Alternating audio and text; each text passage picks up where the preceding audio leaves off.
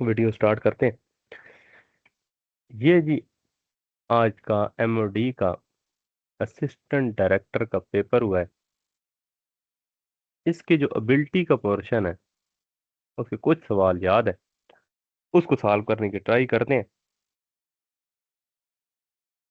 अभी आज 12 तारीख है रात के, आज तो 13 हो गई है, 12:28 हो जाते हैं।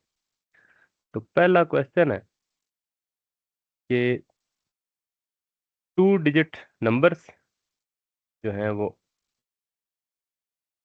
मल्टीप्लाई होते हैं एक दूसरे के साथ और आंसर आता है 2160। इन दोनों नंबर का HCF जो है वो 12 है। आपने दो नंबर फाइंड करने हैं। अब इसमें दो आंसर मुझे याद है, दो मुझे पता कोई नहीं है। ये ओरिजिनल आंसर है जो अभी उसमें एमओडी के टेस्ट में आए थे। अच्छा, हाईएस्ट कॉमन फैक्टर एक चीज होती है, एक होती है लीस्ट कॉमन मल्टीपल। अगर हमने लीस्ट कॉमन मल्टीपल फाइंड करना हो ना तो फिर हम क्या करते हैं, हम सिंपल प्राइम फैक्टराइजेशन करते हैं। इस चीज को प्राइम फैक्टराइजेशन कहते हैं। कई लोग इसको एलसीएम कह रहे होते हैं, वो चीज गलत है। तो ये टू है, 2 18 जार 36, 2 30 जार 60। फिर टू का टेबल इन दोनों पे जा रहा है, फिर थ्री का टेबल इन दोनों पे जा रहा है। अगर एलसीएम फाइंड करना हो, जब दोनों पे टेबल खत्म हो जाते हैं तो हम अकेले अकेले पे ले जाते हैं। लेकिन यहाँ पे ऐसे नहीं करें। अच्छा, अब ये एलसीएम फाइंड करना हो तो ये ऐसे करते होते हैं। ठीक। जब एचसीएफ फाइंड करना हो ना जी, फिर हम इसको यहाँ पे क्या कर देते हैं, स्टॉप कर देते हैं। ठीक। एचसीएफ का क्या मतलब है, दोनों पे हाईएस्ट कॉमन फैक्टर का मतलब ये है कि दोनों का टेबल, दोनों पे टेबल जाए। आसान अल्फाज में अभी ये समझ लें, अभी टॉपिक समझाने का टाइम नहीं। ये टू क्या है, दोनों पे जा रहा है। ये टू जो है दोनों पे टेबल जा रहा है। ये थ्री का टेबल दोनों पे जा रहा है। अब कोई ऐसा टेबल नहीं है जो इस पे जा रहा है तो हम स्टॉप कर देंगे। एलसीएम तो इसका 180 था, अभी मैंने लिखा था, वीडियो थोड़ा बैक करके मल्टीप्लाई करें तो आंसर 180 आए। एलसीएम क्या है, 2 × 2 4, 4 × 3 12। इधर तक मेरे ख्याल में एचसीएफ की बात क्लियर होगी, क्योंकि एचसीएफ निकालते कैसे। तो हमारे पास जो भी ऑप्शन होंगे ना, हम इन सब के एचसीएफ निकालेंगे। जैसे 36 और 60 का एचसीएफ आता है 12। 12 और 180 का एचसीएफ क्या आता है, ये भी मैंने इसी तरह किया हुआ है पहले से, अगर कुछ टाइम बच जाए। कि ये टू का टेबल दोनों पे जा रहा है, टू का टेबल दोनों पे जा रहा है, थ्री का टेबल दोनों पे जा रहा है, यहाँ हम करेंगे स्टॉप। एचसीएफ क्या आ जाएगा, 12 आ जाएगा। इसका मतलब है कंफ्यूजन क्या है, दोनों का एचसीएफ क्या आ गया, 12। ओके। 2 डिजिट नंबर है, एक मिनट रुको। एचसीएफ क्या है इनका, 12। अब इधर अब दो आंसर थे, मुझे नहीं पता। और इसमें क्या है, मल्टीप्लाई करो ना, तो मल्टीप्लाई में इशू क्या आता है, 180 मल्टीप्लाई में 12 करो तो 2 0 0, 8 2 16, 2 2 3, और 180, 0 6 1 1 और 2, 2160 ही आता है। और 36 मल्टीप्लाई में 60 करो, 0 3 6 0 18 0 6 1 1 2, 2160 ही आता है। तो मैं दोबारा बता देता हूँ मसला क्या आ रहा है। मसला ये आ रहा है, एच भी 12 ही है और मल्टीप्लाई करने से भी 2160 आ रहा है। फिर हिंट कहाँ से मिलेगी, जब सारा कुछ फेल हो गया फिर हिंट मिलेगी यहाँ से, 2 डिजिट नंबर। ठीक है। आपको बता इसलिए रहा हूँ क्योंकि इधर कुछ और भी आ सकता है, इस वजह से क्वेश्चन अगली दफा ये तो नहीं रिपीट होना, टॉपिक भी क्लियर हो जाए। तो ये है, ये क्वेश्चन ये था, कुछ इस तरह था कि कोई आइटम है, प्राइस है। ठीक। उसकी जो प्राइस है वो क्या है, कुछ है। उस पर 10% डिस्काउंट दिया, फिर 20% दिया, फिर 40% दिया। बताओ टोटल डिस्काउंट कितना दिया।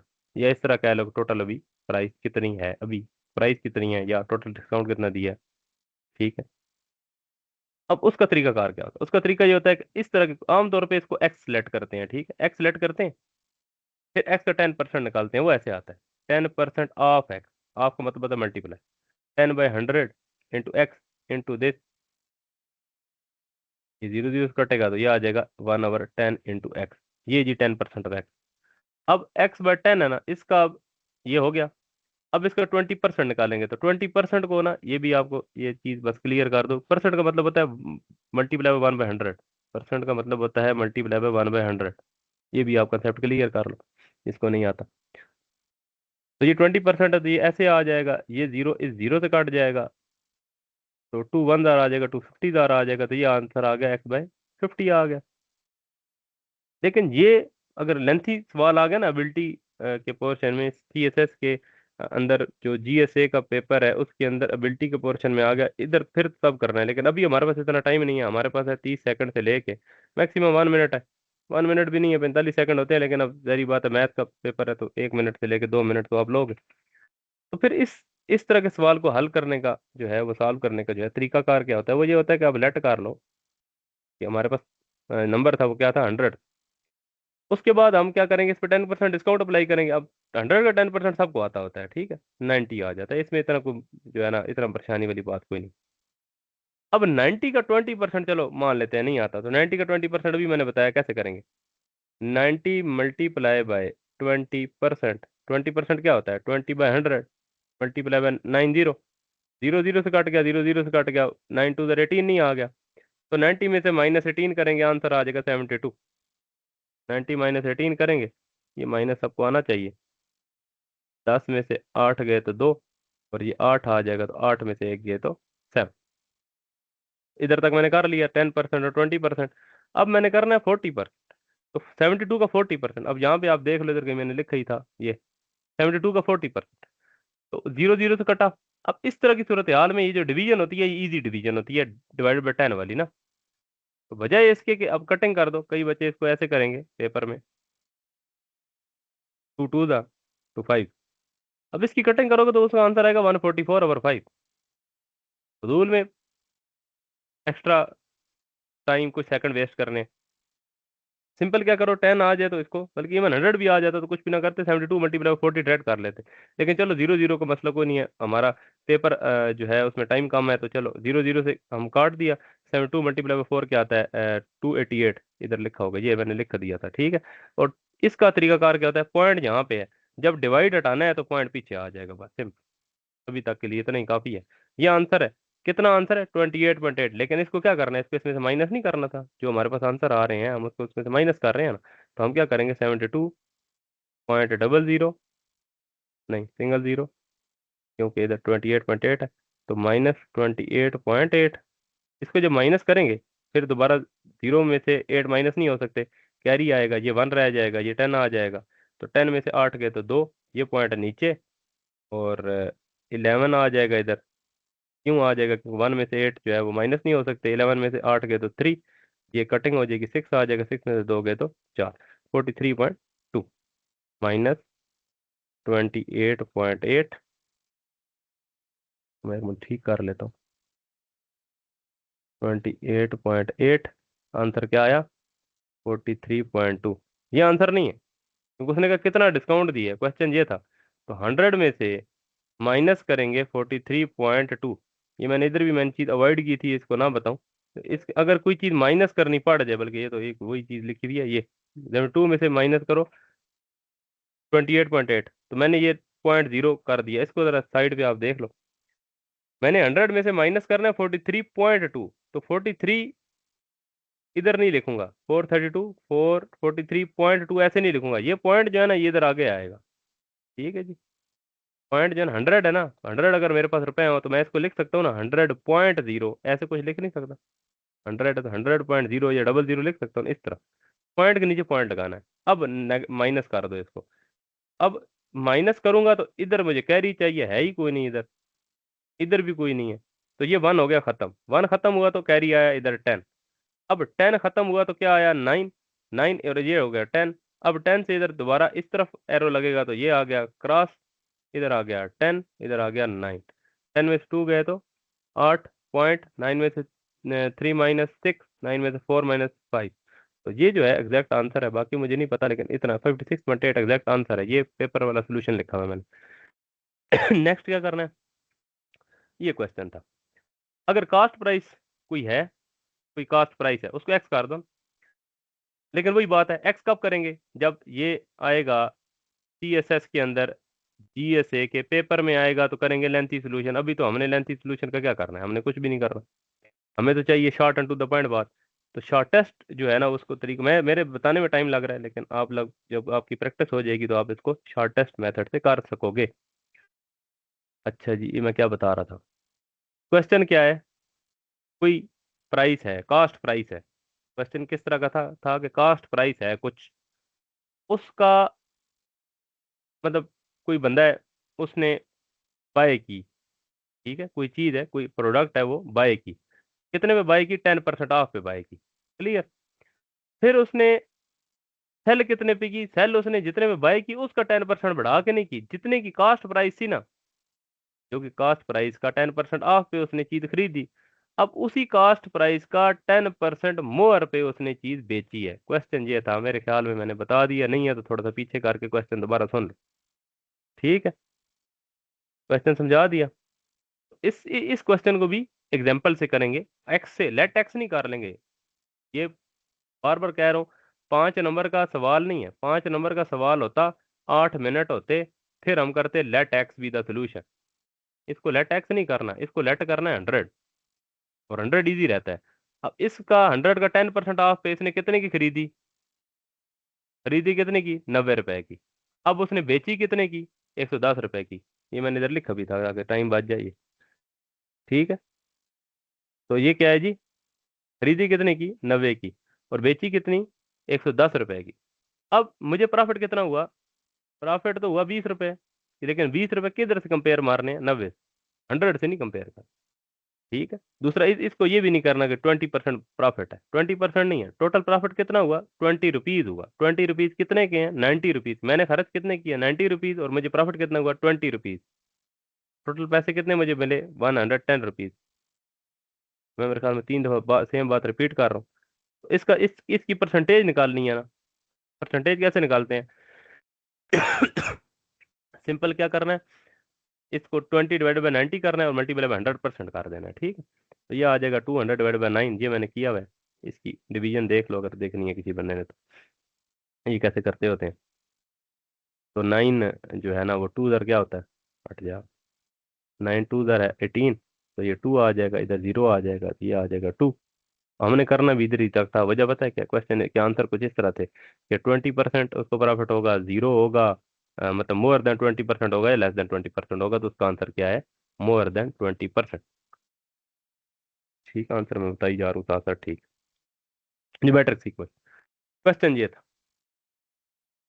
कुछ इस तरह का क्वेश्चन था, और उसने इंग्लिश में लिखा हुआ था, बस इसमें 8 टर्म फाइंड करनी है, ठीक है। उसने ये नहीं कहा था कि इधर जो है वो नेक्स्ट टर्म इसकी फाइंड करनी है, उसने कहा था 8वीं टर्म फाइंड करनी है। हमें उसने दी थी 1 2 3 4 टर्में, 3 दी थी या 4 दी थी, मुझे याद नहीं। तो ये बेसिकली फर्स्ट ईयर का क्वेश्चन है, और ये इसको ज्योमेट्रिक सीक्वेंस में ये फार्मूला लगता है, ठीक है। इसको करने के दो तीन तरीके हैं। एक तो ये है कि जैसे ये मल्टीप्लाई बाय 3 कर सकते हो, 1 × 3 = 3, 3 × 3 = 9, 9 × 3 = 27, आगे करते जाओ मल्टीप्लाई बाय 3, 27 × 3 = 81, 81 × 3 = 243, 243 × 3 = 729, 729 × 3 = 2187। अब ये करने में ना टाइम लगता है, ये सारी वर्किंग मैंने यहाँ पे शो की हुई है। 27 × 3 = 81, 81 × 3 = 243, 243 × 3 = 729, मल्टीप्लाई तो करना ही आता ही होगा मेरे ख्याल में। 723 × 3 = 2187। ये तरीका देख लो, ये आप लोग, ये तरीका जो है, ये पैटर्न देख लो कि मैंने क्यों लिखा है ये सारा तो आप लोग देख लो कि ये फजूल में लिखा है, ठीक। अच्छा, ये 8 है ना, इसको आप समझ लो कि सॉल्व करके किया जा सकता है, मतलब थोड़ा सीधा सीधा मल्टीप्लाई बाय 3 कर किया जा, अगर 80 लिखा होता फिर तो ना कर सकते ना। अब ये पूरे पेपर में यही करते रहोगे सवाल। उसका फिर एक फार्मूला है, वो ये फार्मूला आप याद रखना है, ठीक है। ये फार्मूला CSS की एमपीटी में पिछले साल आया था, इस साल यहाँ रिपीट हो गया, इसका मतलब अब ये फार्मूला याद रखने की जरूरत आप पहुंची है, और ये फार्मूला आप लोगों को जो है सीखना पड़ेगा। इसका मतलब क्या होता है, AN = A1 RN - 1, आर का मतलब होता है कॉमन रेशो। रेशो कैसे निकालते हैं, रेशो ऐसे निकालते हैं जी, नेक्स्ट टर्म में से पिछले टर्म को डिवाइड कर, ठीक है, अगली में से पिछली को डिवाइड करना, आसान अल्फाज में समझा रहा हूँ मैं, अगली में से पिछली को डिवाइड करना, अगली में से पिछली को डिवाइड करना। अगर आप 2 से 3 दफा रेशो लेते हो और वो सेम आ रही है, सेम आ रही है, ये मैंने कर इधर मैंने जानबूझ के लिखा भी हुआ है, ये देखो, ये सेम आ रही है, ये सेम आ रही है, इसका मतलब है it is geometric sequence, geometric sequence. और अगर ये ज्योमेट्रिक सीक्वेंस है तो फिर ये फार्मूला लग सकता है, और यहाँ पे अगर देखा जाए n की जगह 8 पुट कर देंगे, क्यों? 8 टर्म है। ए की जगह 8 पुट करेंगे। A1 क्या है? फर्स्ट टर्म 1 नहीं थी वो। और r क्या है? 3। ये क्या है? 8 - 1। और ये क्या है? 3 की पावर 7। और आगे मैं क्या बता रहा हूँ कि 3 की पावर 7 भी तो निकालनी पड़ जाती है ना। इसको कैसे करना है? देखो, इसको करना स्टार्ट करोगे तो 3 × 3 × 3, ये तो सबको आता है 27। तो इसको ना ब्रेक करो। ये ब्रेक करना आना चाहिए आप लोगों को। 3 × 4 × 3 की पावर 3। तो 3 × 4 क्या होता है? 27 × 3 ये आ जाता है 81। ठीक है। अब 81 × 27 करो, सिंपल। ये नहीं करते रहना कि 81 × 3 फिर उसको 81 × 3। ये नहीं करते रहना, टाइम ज्यादा कंज्यूम होता है। तो अब अगर इसको करोगे ना, 7 × 7 ये 56 आ जाता है। उसके बाद ये 2 और 16 आ जाता है। 7 8 1 1 और 2 2187 इज योर आंसर। ठीक, ये आंसर था जी। नेक्स्ट आप ये वाली जो है ना सीरीज, इस सीरीज में जिस बंदे ने आम दिमाग लगाया तो वो क्या है? 13 में +4 +2 +4 +6। अब जहरी बात है, इसको अगर हम समझ लें कि ये कंफ्यूजन के लिए चीज दी हुई है, अगर इसको निगलेक्ट कर दें तो फिर हमारा आंसर क्या आता है? 37। ठीक है। अब ये रॉन्ग है। ये रॉन्ग क्यों है? क्योंकि ये तो मैं कह रहा हूँ ना, कंफ्यूजन है। आमतौर पे तो मैथमेटिक्स में कंफ्यूजन इस तरह की तो नहीं होती, इसलिए ऐसे नहीं कर। अब ये इसकी डिफरेंट अप्रोच क्या है? एक तो ये अप्रोच है ना, इसको मैं लिखा रहने देता हूँ। इधर ऊपर ऊपर वाली चीज बेशक लिखी रहे, कोई मसला नहीं। ये सारे क्या है, इनको ना फिर बंदा थोड़ा सा ऑब्जर्व कर लेता है। सेकंड ऑप्शन क्या है? बंदा ना बैकअप प्लान यूज करता है। कौन सा पहला पहला कौन सा प्लान है? Easy way. ये इजी वे है क्या?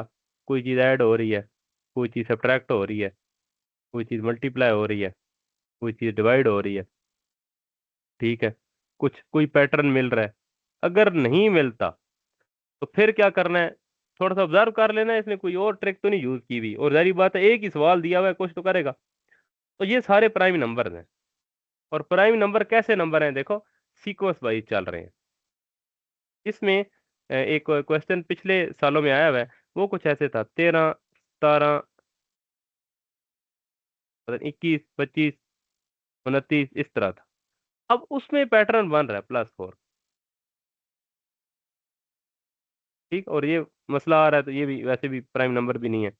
लेकिन अगर प्राइम नंबर हो भी, पैटर्न तो बन रहा है +4 का, तो इसका आंसर है 33। लेकिन इसके अंदर क्या है? ये प्राइम नंबर है, तो प्राइम नंबर क्या है? 13 13 के बाद 17 ही आता है, 17 के बाद 19 ही आता है, 19 के बाद 23 ही आता है, 23 के बाद 29 ही आता है, 29 के बाद 31 आता है। 31 इज द राइट आंसर।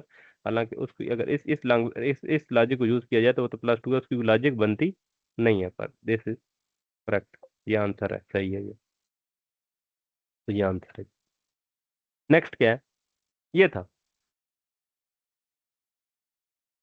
उसने लिखा हुआ था कि कोई एक अमाउंट है, बताई नहीं थी, उस पर सिंपल इंटरेस्ट है। अच्छा, उस 2 साल के लिए लगा, पैसे मिले उस बंदे को 50 रुपये, और एक्स अमाउंट को फाइंड करना था।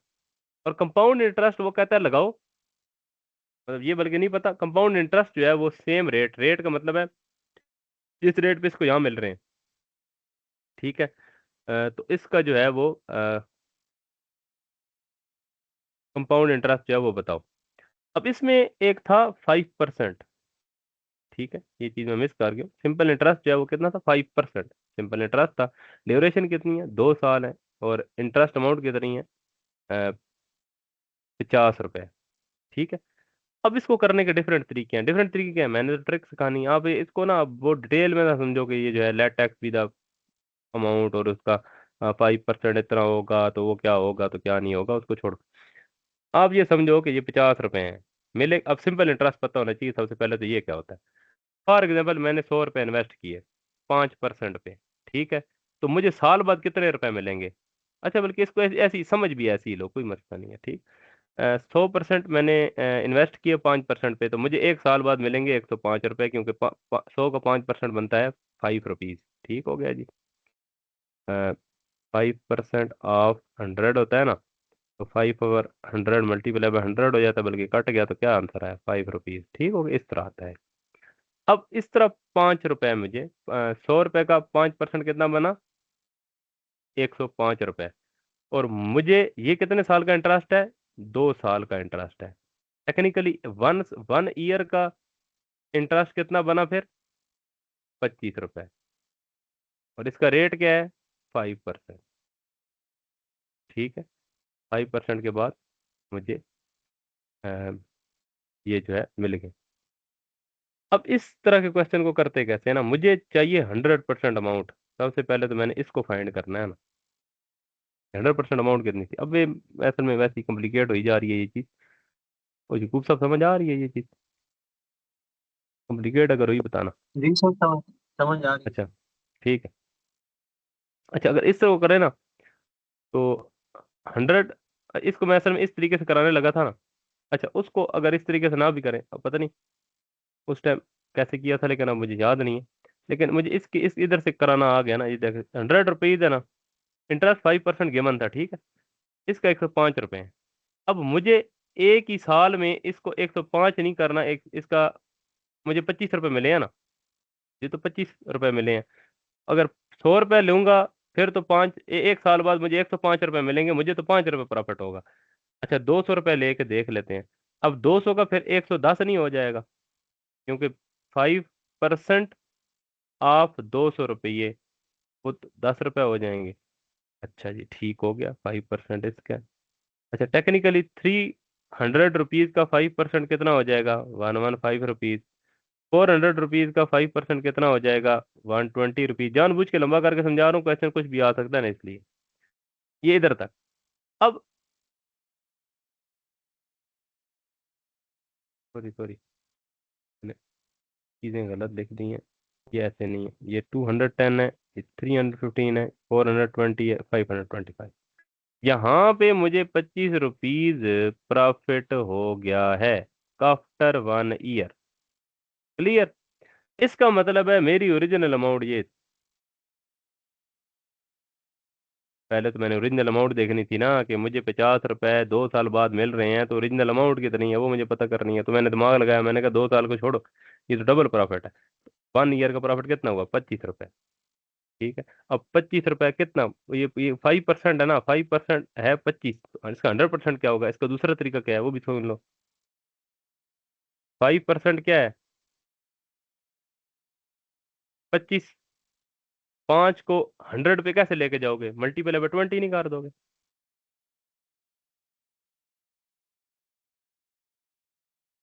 25 × तो ये आ जाएगा 0 0। 5 2 10 और 5, 500 आ जाता है। दूसरा मेथड भी पता चल गया, ओरिजिनल अमाउंट हमें पता चल सकती है। मैं तो ऐसे समझा रहा हूँ ना, कोशिश मेरी ये है कि ताकि दोबारा ये क्वेश्चन आए तो आप लोगों को मसला परेशानी ना हो। तो क्या है जी, कोई भी एक्स अमाउंट है, उसको जो भी परसेंटेज है, इवन इसमें ट्रिक भी हो सकती है ना, 7% भी दे सकता है। फिर 7 को 100 कैसे करेंगे, उसका क्या तरीका है? उसका ये तरीका है, 7 को इधर ले आएंगे तो नीचे डिवाइड 25/7 हो जाएगा। और इधर जो है फिर मल्टीप्लाई बाय 100 करेंगे तो आ जाएगा 25/7 मल्टीप्लाई बाय 100। फिर उसका जो आंसर आएगा ना वो आपका 7%। थोड़ा ट्रिकी हो जाता है लेकिन हो जाता है। मैं अगर मेरी 10 15 सेकंड की बात पिछली सुन लो, समझ आ जाएगी जिसका थोड़ा बहुत भी दिमाग हुआ। तो सिंपल इंटरेस्ट है 5% पर, 2 सालों के लिए। इंटरेस्ट अमाउंट कितनी है? 50। ओके। अब कंपाउंड इंटरेस्ट क्या होता है असल में? इस सिंपल इंटरेस्ट को भी समझ लो। 500 रुपए पे 5% कितना बनता है? 25 रुपए। अब अगला साल आ गया, 500 रुपए पे 5%, 25 रुपए ही बनते हैं। कंपाउंड ऐसे नहीं होता। कंपाउंड इंटरेस्ट क्या होता है? कंपाउंड इंटरेस्ट ये होता है कि अगर 500 रुपए हैं, आफ्टर 1 ईयर 500 का तो हो जाएगा ना 525। लेकिन आफ्टर 2 ईयर क्या होगा? उसको सॉल्व करने की, इसको सॉल्व करने की जरूरत नहीं है, क्योंकि 5% ऑफ 500 25 रुपए ही होता है। तो 500 प्लस 25, 525 ही बनेंगे। अब आफ्टर 2 ईयर कंपाउंड इंटरेस्ट क्या होता है? कंपाउंड इंटरेस्ट बड़ी इंटरेस्टिंग चीज है। ये जो एडिशनल पैसे हैं ना, ये इसमें शामिल हो जाते हैं। बंदा निकलवाता तो है नहीं। अब टोटल पैसे आपके कितने हो गए? 525 रुपए। अब 525 का होगा 5%। ये समझाना था, ठीक है। अब ये कैसे करोगे? मैंने कहा जी इसको आसान रखो, आसान बिल्कुल सिंपल रखो। मैंने कहा नीचे डिवाइड में 100 है ना, बड़ा आसान डिवीजन है। इसकी आसान डिवीजन क्या है, इसका आंसर कैसे, ये पॉइंट है ना, दो दो डिजिट पीछे ले आओ तो ये आ जाएगा 5 मल्टीप्लाई बाय 5.25। फिर मैं स्टूडेंट को ये कहता हूँ मल्टीप्लाई वाला ये चीज सीख लो, मेहरबानी करो। ठीक है, 5 5 25, 5 2 10, 2 1, 5 5 25, 26। तो ये दो डिजिट है ना, बाद है इधर दो डिजिट बाद पॉइंट आ जाएगा। तो आपके पास सेकंड ईयर में कितने रुपए आ गए, 26,25। तो ये आ गए हैं जी 26,25। टोटल टोटल पैसे कितने हो गए, 25 प्लस 26,25। अब ये पॉइंट वाली प्लस और माइनस तीसरी चौथी दफा आ रही है, तो ये ठीक है। 1 1 51.25, this was your right answer. जो लोग 50 रुपए पे लगा के गलत लगा के, ठीक है। आगे है, ये क्वेश्चन था, इस क्वेश्चन को कैसे करेंगे वो अब हम देखते हैं। तो इस ये जो क्वेश्चन था ये क्या था, इसको हम थोड़ा सा देख लेते हैं कि ये क्वेश्चन को जो है ना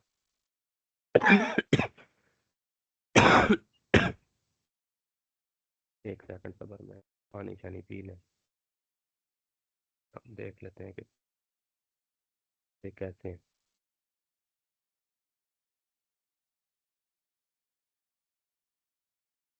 ये क्वेश्चन था क्या, ये क्वेश्चन कुछ ऐसा था, ये 20 है, ये 14 फुट मीटर है, फुट नहीं मीटर है, ठीक है। ये सारा कुछ मीटर में था, तो आंसर सेंटीमीटर में था। मजे की बात ये, तो ये लेंथ है, ये विड्थ है, लेंथ इंटू विड्थ करेंगे तो क्या आएगा, एरिया आ जाएगा। वो कहता है किसी कार्नर से ना उसने एक पिट, ये क्या चीज है, पिट, पिट का मतलब क्या होता है, गड़ा, ठीक मोर्चा, लेकिन वो मोर्चा तो नहीं कह सकते, गड़ ही समझ लो, खुदाई की। उसका साइज क्या है, 6 मीटर लॉन्ग, 3 मीटर उसकी विड्थ है, 6 मीटर उसकी लेंथ है, और डेप्थ उसकी है 2.5 मीटर, ठीक। वो कहता है इसमें से जो मिट्टी निकलेगी ना, मिट्टी डार्ट, इंग्लिश में तो डार्ट लिखा था, जो मिट्टी निकलेगी उस मिट्टी को आपने फैलाना है इधर, और फैलाने के बाद इसका जो सरफेस लेवल कह दो, जब एग्जैक्ट इसकी ना वो इंग्लिश भूल गई है भैया, इसकी बात मुझे भूल गई इसने क्या कहा था। ये सरफेस लेवल जो है ना वो राइज कर जाएगा। वो कहता है कितना राइज करेगा, मतलब यहाँ से मिट्टी निकाली ना वो आपने यहाँ पे फैला दी इक्वली डिस्ट्रीब्यूट कर, थोड़ा सा फिर राइज कर जाएगा। अब इसका कुछ भी समझ नहीं आ रहा ना, तो एक चीज समझो कि इसका ये जो रेक्टेंगल है बड़ी, उसका जो एरिया है वो हो जाता है 20 × 14। अच्छा इसका सोल्यूशन तो है नहीं, इसका तो एमसीक्यूज था ना, इसको लिए इसको फिर भी समझ लो, देखते हैं क्या होता है। तो 20 × 14, 4 0 2 24 18 होता, और 20, तो 280 नहीं आ जाता इसका आंसर, क्या ख्याल है, इसका आंसर 280 आ जाएगा। तो ये इसका जो एरिया है ना टोटल तो 280 है, मतलब इसका एरिया जो है वो 280 है। चलो इस तरह लिख, अब इसमें से ये हिस्सा जो है वो कट हो रहा है, खत्म हो रहा है, कट हो रहा है, खत्म हो रहा है, खत्म हो रहा है, तो इसके हिस्से को इसमें से माइनस कर देंगे। अब वो हिस्सा है कितना, ठीक है, उस हिस्से का एरिया अगर देखें ना, एरिया एरिया देखें तो 6 3 18 है, वो तो सिंपल है, इधर 280 लिख दो। तो पिट का एरिया जो है, ऐसे कह लो पिट का एरिया जो है, एरिया एरिया होता है लेंथ इंटू विड्थ, ठीक है, ये जरा याद रखना, 6 × 3 18 आ जाता, ठीक है। अच्छा इसका तो रिमेनिंग एरिया क्या आ जाएगा, रिमेनिंग एरिया ऑफ जो है दिस रेक्टेंगल कह लो, वो आ जाएगा 280 - 18, ये आ जाएगा 262। मेरे ख्याल में ये चीज़ जो है वो समझ आ गई होगी इधर तक। मतलब मुझे अगर कुछ भी नहीं आता ना, मैं ये तो मुझे समझ आ रही है ना बातें, मैंने ये कर रहा हूँ। अब ये फिर उसने फजूल में तो नहीं दी भी ना, इसको कहते हैं वॉल्यूम। वॉल्यूम को क्या कहते होते हैं, वॉल्यूम ऑफ पिट हो जाएगा ये हमें कि ये हमें क्या बताएगा, ये हमें मिट्टी बताएगी कितनी मिट्टी निकली है। वॉल्यूम ऑफ पिट होता है length into width into height. अब लेंथ है 6 मीटर, विड्थ है 3 मीटर, हाइट है 2.5 मीटर। अब इसको कैसे करें, 18 मल्टीप्लाई बाय 2.5, 18 नहीं हाँ 18, 18 मल्टीप्लाई बाय 2.5, तो 4 9 मल्टीप्लाई 8 2 16, 2 1 2 3 0 5 4। अब ये पॉइंट भी है ना, तो इधर 45.0 आ जाएगा। 45.0 मीटर क्यूब आ जाए। ठीक है जी, वॉल्यूम ऑफ पेट क्या आ गई है?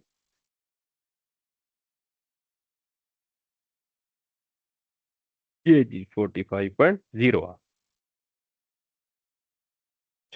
करना क्या है अब, इस 45.0 को हमने फैलाना है।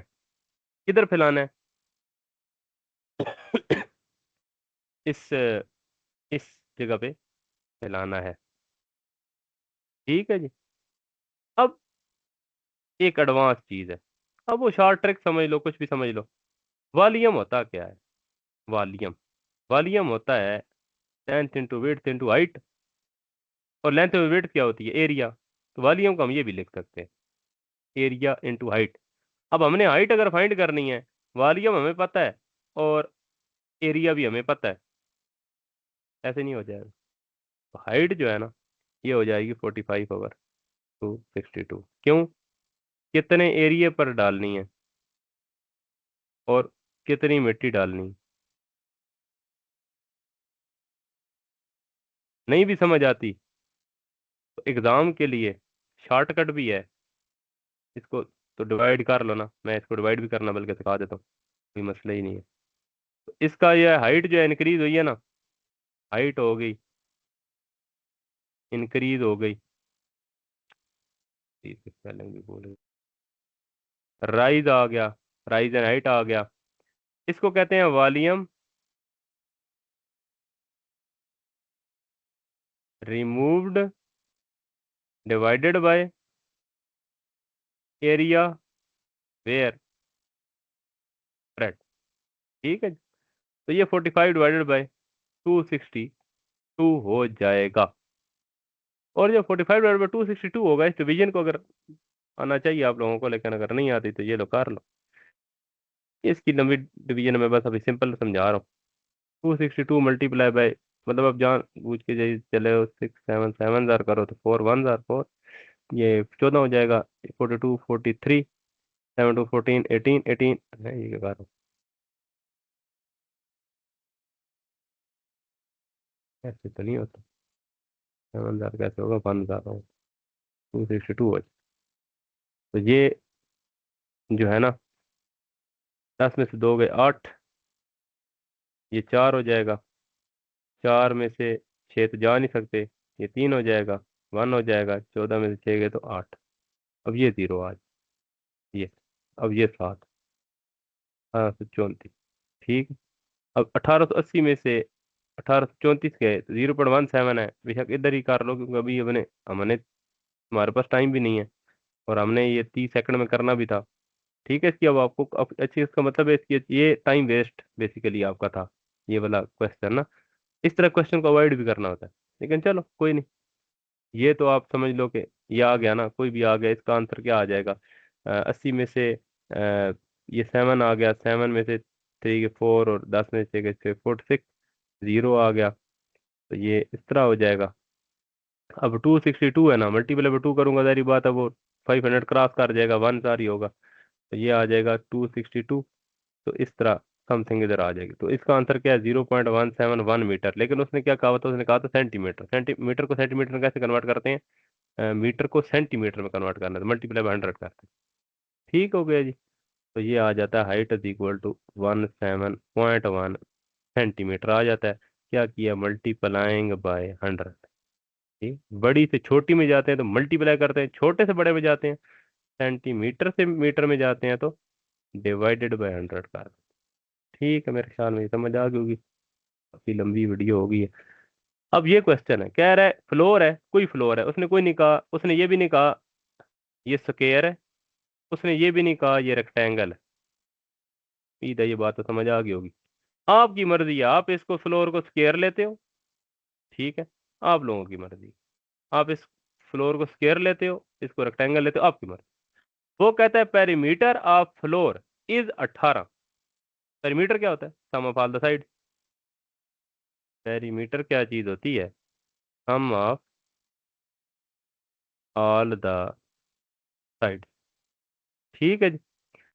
तो पेरीमीटर वो कहता है 18 है। अब 18 है ना, तो 18 को अगर ये मैं स्क्वायर लूंगा तो फिर मुझे 18 को डिवाइड करना पड़ेगा 4 से, जिसका आंसर आएगा 4.5।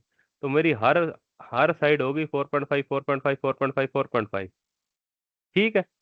अब ये आ जाता है, कैसे आ जाती है, मैंने इक्वल कर रही है ना, तो इक्वल कभी भी जब कितनी भी जितनी भी साइडों के साथ करना होता है डिवाइड बाय 4 कर देते हैं। जब डिवाइड बाय 4 करोगे तो 4 4 16 आता है, तो ये 2 आता है, पॉइंट आता है, 0 नीचे आता है, 2 4 5 20 आ जाता है, इस तरह 4.5 आया। अब ये 4.5 मैंने क्यों सॉल्व किया और लाया, क्योंकि अगर स्क्वायर है ना तो स्क्वायर की सारी साइडें क्या हो जाती हैं, बराबर हो जाती हैं। एक तो ये फर्स्ट ऑप्शन ये है, ये ऑप्शन अवॉइड करो।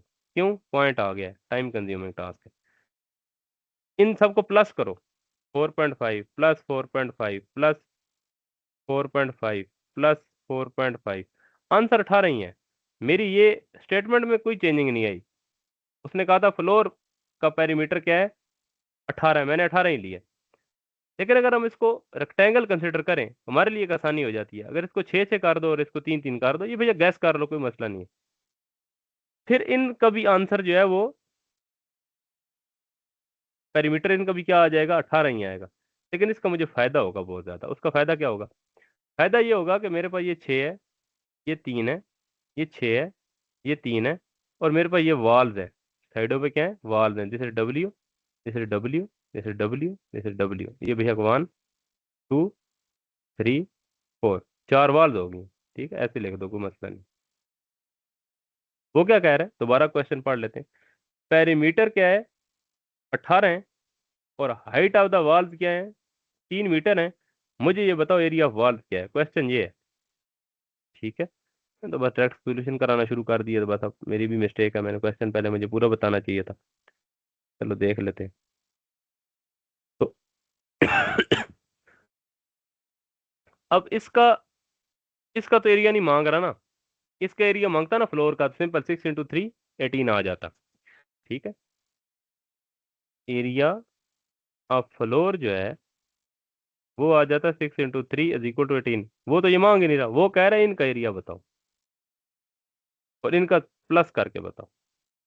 अब इसका एरिया आसान है, क्यों, क्योंकि 3 × 3 9, 6 × 3 वाल है ना, वाल तो ऊपर उठी होती है, 18 18 और 9। मेरे ख्याल में बहुत डिटेल समझाने की जरूरत नहीं है, आप लोगों को चीज समझ आ गई होगी मैं क्या कहना चाह रहा हूँ। ये चीज मुश्किल है, ये 6 6 3 3, इसका इधर तक दिमाग चल जाना, और आप समझ आ गई है ये मैंने इधर क्यों नहीं लिखा, क्योंकि 4.5 मल्टीप्लाई बाय 3 करना पड़ता। ठीक है, फिर उसको प्लस जो है मल्टीप्लाई बाय 4 करना पड़ता है, या प्लस करना पड़ता है 4 दफा, इस वजह से मैंने नहीं किया। 4.5 मल्टीप्लाई बाय 3 किसी को आसान लगता है तो बड़ी अच्छी बात है, आप वो कर। इसका जो आंसर है ना जी, 18 + 18 + 18 वो आएगा 54, दिस इज 54। आगे मीटर है तो बेशक मीटर लिख दो, जो भी इसका आंसर एरिया मीटर स्क्वायर आ जाएगा फिर। ठीक, अगर मीटर है तो मीटर स्क्वायर आ जाएगा। ठीक, मीटर है ना तो इसको मीटर ही लिख दो, चलो मीटर स्क्वायर है, ये इसका आंसर है। मेरे ख्याल में मैंने बात कोशिश की है समझा सकूं। तो नेक्स्ट क्या है, ये क्वेश्चन ना ओरिजिनल क्वेश्चन नहीं है, ये हिस्सा ओरिजिनल नहीं है। ऊपर वाला मुझे अब याद नहीं था, तो फिर मैंने, ये मुझे कोई शक पड़ता है कि ये वाला वर्ड सेम है। मतलब आप समझोगे ये दो वर्ड हैं और ये वर्ड बस सही है, आप समझोगे ये क्वेश्चन जो है TORE कोई दुनिया में वर्ड है, और MOBIK ये दुनिया में वर्ड है। इसको कोड, इसका कोड ये है और इसका कोड ये है। ठीक है, अब ये समझो बस। तो T क्या बना, X बना, O क्या बना, S बना, R क्या बना, C बना, E क्या बना, Y बना, ME बन गया, OS बन गया, BT बन गया, IU बन गया, KZ बन गया। मेरे ख्याल में इधर तक क्लियर हो रही है बात। अब कई बच्चे इसको ऐसे करते हैं ना, मतलब अगर इसको ये अल्फाबेटिकल पूरी सीरीज है ना, तो ये ऐसे करते हैं, मतलब इस तरह, या इसको ऐसे लिख लेते हैं, A1 है, B2 है, C3 है, CD4 है, इस तरह लिख लिख लिख लिख, XYZ है तो ये 26 है, ये 25 है, ये 24 है, इस तरह लिख लेते हैं।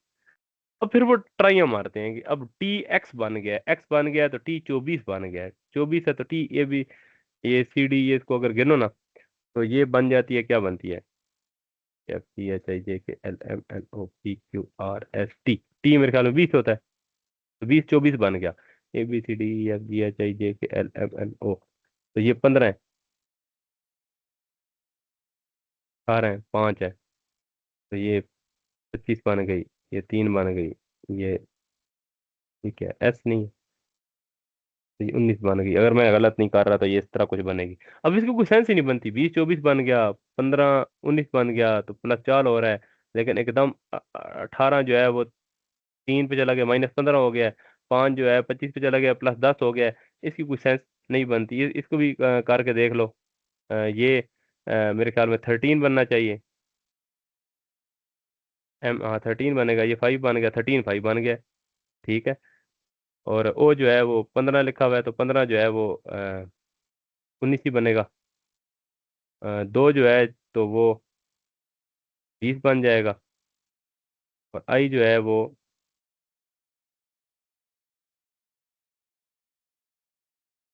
आई आई 9 नहीं होता, 9 है तो ये यू बन जाएगा, यू वी डब्ल्यू। 23 22 21 बन जाएगा। तो ये 26 बन जाएगा। और ये क्या है, मेरे ख्याल में ये 11 बनता है। ये हाँ 11 बनता है। तो अब इसकी कोई ना सेंस नहीं बनती। ये मैं जरा, मुझे बताने में टाइम लग गया, लेकिन आप इसी ऐसे ही बनाओगे ना, क्योंकि अल्फाबेटिकल सीरीज ऐसी ही समझाई होती है। कई दफा चीज मुश्किल होती है, कई दफा ऐसे ऐसे कर देते हैं, TY बन जाता है, EX बन जाता है। इसको भी, इसकी भी सेंस बनाओगे तो कोई बनेगी नहीं। ठीक है। जैसे मतलब 24 और 5 और 20 और 25, इसकी कोई सेंस नहीं बनेगी। OC बन गया, इस तरह भी नहीं बनेगी। तो ये सिंपल है, सिंपल। ये बड़ा इजी था। इजी कैसे था? M का E बना दो, M का E बना दो। O के नीचे क्या लिखा हुआ है? S। इधर भी क्या आ जाएगा? S। इस तरह का कोई सवाल था ये। बस जो नीचे लिखा था उसको लिख दो, लेटर। ये जो भी ऊपर 2 लेटर थे ना, उनका जो भी जवाब था वो लिखना था एज इट इज।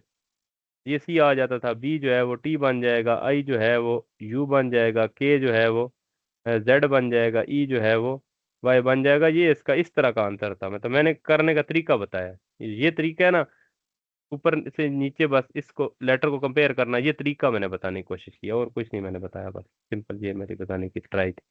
अच्छा, ये क्वेश्चन कह सकते हो कि कुछ 75% क्वेश्चन लिखा हुआ है, 100% नहीं है। आइडिया फिर भी मिल जाएगा। लिखा था स्काई इज ब्लू, तो कुछ ऐसे लिखा हुआ था, स्काई इज ब्लू का मतलब है 213, ओशन इज डीप का मतलब है 514। तो देखो ना, इज का मतलब 1 है, इधर भी इज का मतलब 1 है, तो इसका मतलब क्या हो गया? 1। इससे क्या पता चला? स्काई का मतलब 2 है। इससे क्या पता चला? ब्लू का मतलब क्या है? 3 है। इससे क्या पता चला? ओशन का मतलब है 5 है।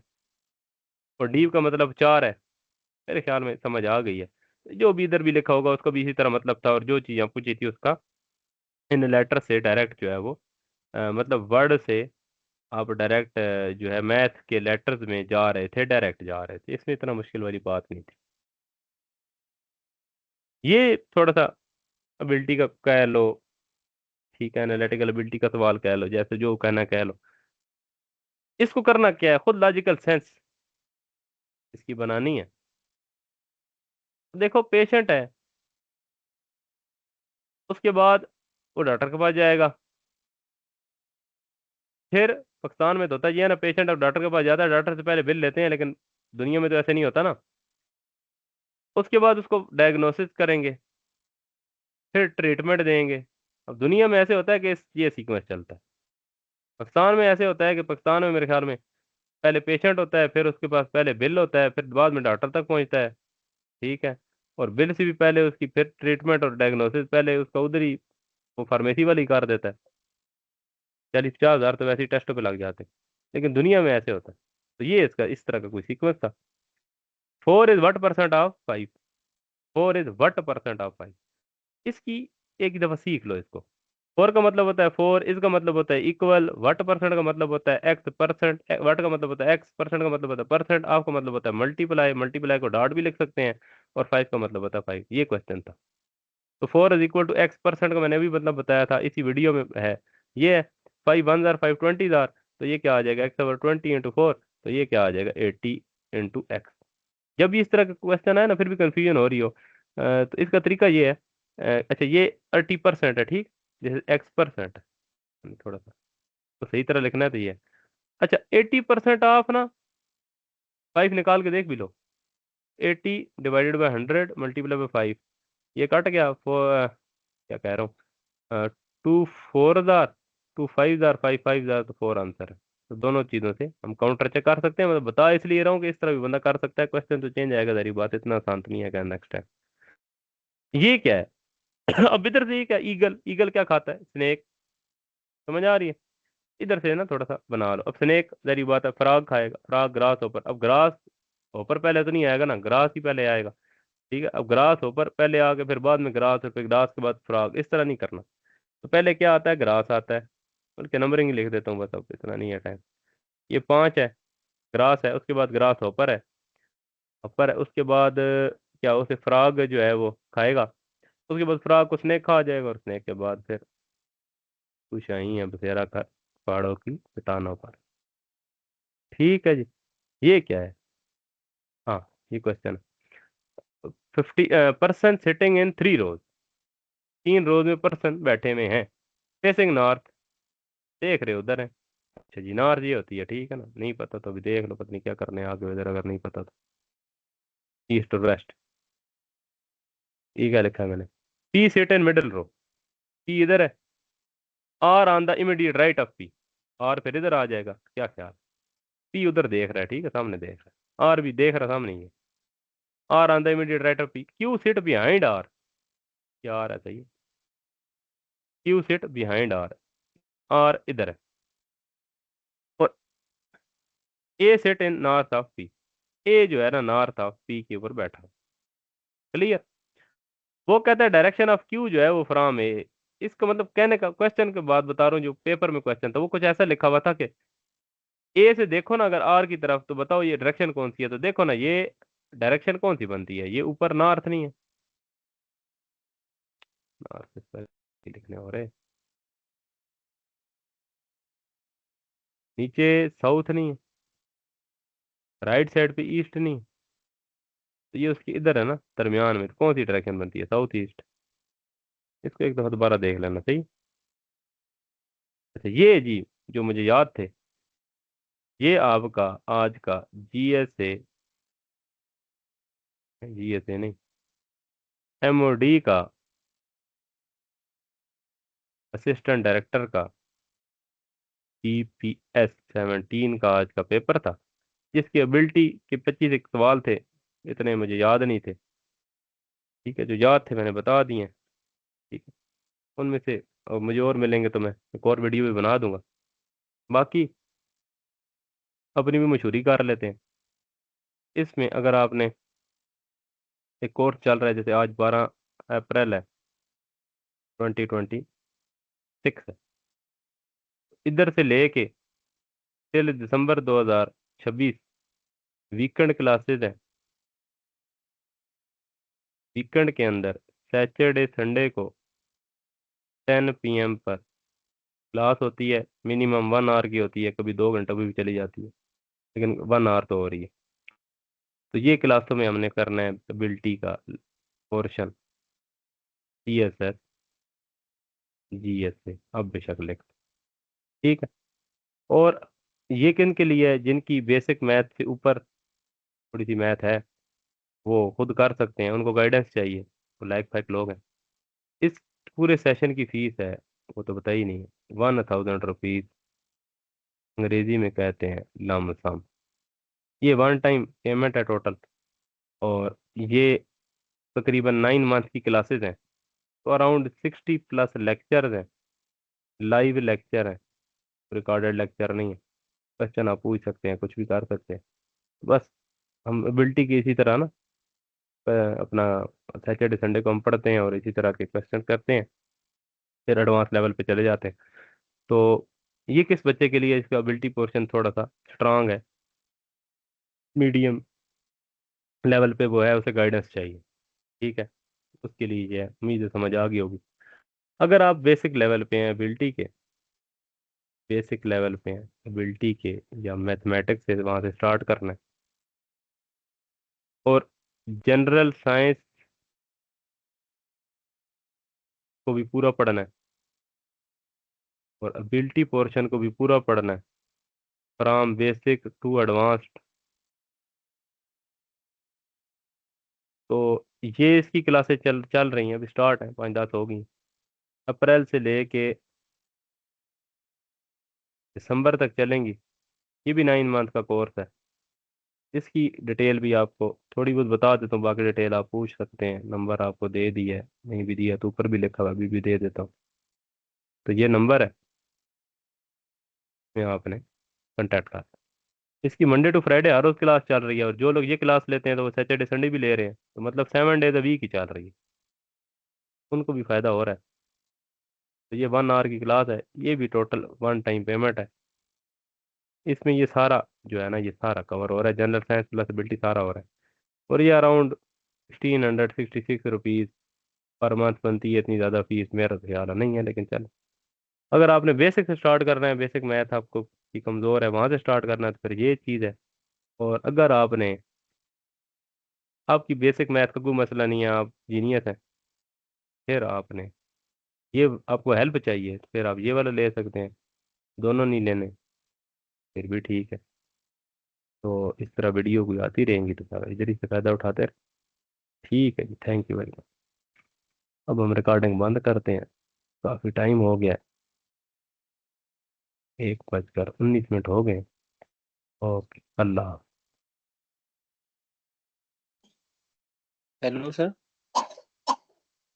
हाँ, रिकॉर्डिंग बंद हो गई।